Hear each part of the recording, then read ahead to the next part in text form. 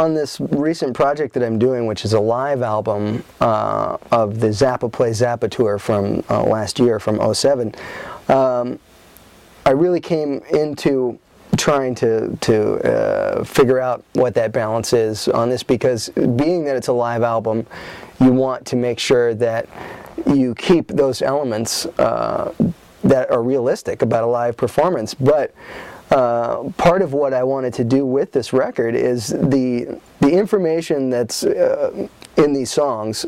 We spent a lot of time in rehearsals to get sounds as close as we could to the original sounds that were on the original records.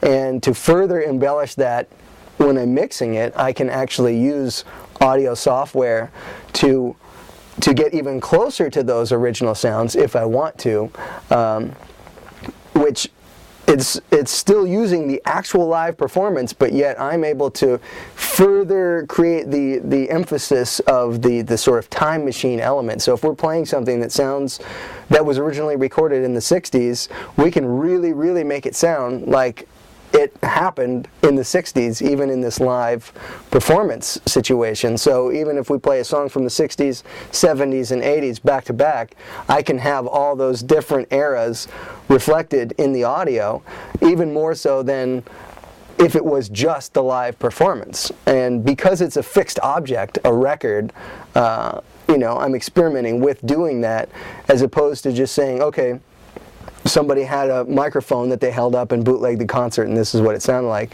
I'm sort of playing with some of those elements.